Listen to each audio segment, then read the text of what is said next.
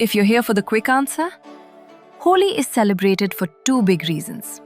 It marks the victory of good over evil and the arrival of spring. Then it turns into a full-color celebration of renewal, joy, and fresh starts. And the best part is, there isn't just one Holi, there are many.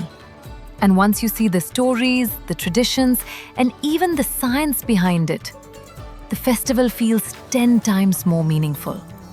Holi usually arrives as winter ends and spring begins. And if you think about it, spring is loud. The air changes, the days get brighter, people get more restless. In older times, festivals weren't just celebrations. They were smart ways to guide human energy into something joyful and shared. Holi is traditionally celebrated in two parts. The first part is the bonfire night, called Holika Dahan. A fire is lit in the evening, and families gather around it. People pray, reflect, and symbolically let go of what they don't want to carry into the new season. Anger, pride, bitterness, heaviness. And behind that fire is one of Holi's strongest stories. Long ago, there was a boy named Prahlad, devoted to Lord Vishnu. But his father, King Hiranyakashipu, becomes obsessed with power and demands everyone worship him as a god. He doesn't just ask, he forces it. He bans prayers to anyone else, and if people refuse, he throws them in prison and punishes them until they obey. Prahlad won't do it. His father thinks fear will break him, but Prahlad holds on to what Vishnu taught him. Protect the innocent, stay truthful, stay steady. That's what enrages the king most. And that's why Holika steps in. She's the king's sister and Prahlad's own aunt. Loyal to her brother, proud of his power, she decides Prahlad must be destroyed. She has a special protection against fire, so she thinks she can sit in the flames and survive while Prahlad burns. So she sits in the flames with Prahlad, planning to end him once and for all. But the story turns. Holika's protection fails because it's used for cruelty. Prahlad survives. And here's the part people often miss. Hiranyakashipu doesn't die in this fire. This moment is a symbol. The plan to burn an innocent child backfires.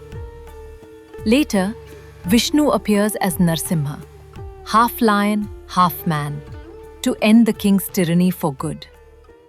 And that's why people light the Holika Dahan fire even today. It remembers the victory of good over evil, Holika's plan failing. It's also a reset ritual before the color day. People offer the bad stuff to the flames: ego, anger, jealousy, bitterness, and step into the next day lighter. Because the fire isn't just about burning wood. It's about the moment evil backfires and innocence survives. Then comes the second part, the part the whole world knows. The next day is called Rangali Holi, the color day. It's the celebration part, welcoming spring with color and joy. And in places like Vrindavan, it's also tied to Krishna's story. People step outside and everything changes.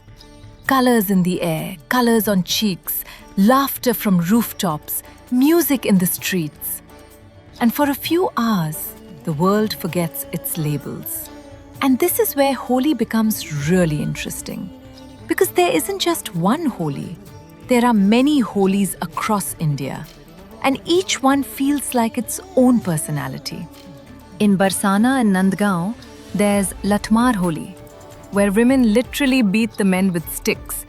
And honestly, I'm pretty sure some women use it to release a tiny bit of husband frustration too. Now here's where it gets magical. Because in Vrindavan and Mathura, Holi is soaked in Krishna's love. Devotional songs, temple celebrations, and colors that feel like prayer. And there's a reason for that. Krishna once felt insecure because he was dark, blue-toned, and Radha was fair. So he went to his mother Yashoda and admitted it. Yashoda smiled and said, "Then go and color Radha's face." So Krishna went to Radha and with mischief and love, he applied color. Radha laughed, the gopis joined in, and color became a language of love. That's why Holi in Vrindavan and Mathura feels like Leela, divine play, and the colors feel like prayer. Some places do Phoolon ki Holi, Holi with flowers, where petals replace powders and the whole thing becomes softer, fragrant, almost dreamlike.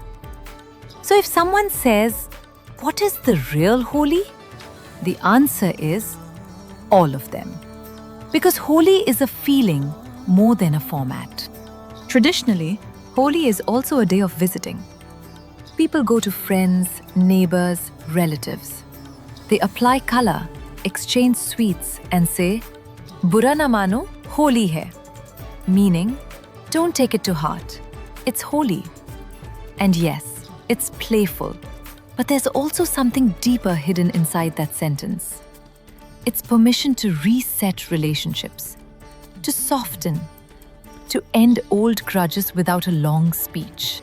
Now the foods, because honestly, for many families, Holi tastes like home. In North India, you'll often see gujia, that sweet stuffed pastry that basically announces, yes, Holi is here. There's malpua, soft and syrupy. Dahi bhalla, cooling and tangy. Chaats and snacks because guests keep coming. And then there's thandai, the iconic festive drink, often made with milk, nuts, spices, and festive flavors depending on the home. In some regions, people also prepare bhang thandai as a traditional Holi custom. Not everywhere, but it exists culturally in certain places. Now let's add this science layer. Historically, many Holi colors were made from natural sources, flowers, herbs, plant powders, like the bright tesu or palash flowers that bloom around spring. That's not just pretty, it's practical. Spring is when nature is literally exploding in color, so the festival mirrors the season. From a psychology angle, fire rituals are powerful because they give the brain a clear moment of closure.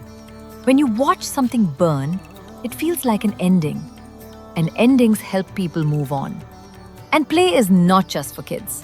When adults play, throw colors, laugh, dance, stress drops, and people feel more connected. It's like community therapy, but disguised as fun. So Holi isn't random. It's seasonal, social, and symbolic all at once. That's the deeper answer to why Holi is celebrated. Victory of good over evil. Welcome to spring, and a chance to restart. They call it a festival of colors. We call it a reset. Happy Holi. Thank you for watching. If you enjoyed this deep dive into Holi, please hit like, subscribe, and ring the bell so you don't miss our next videos on Hindu festivals. Share this with someone who'd love it. Love Asa Hindu Wisdom.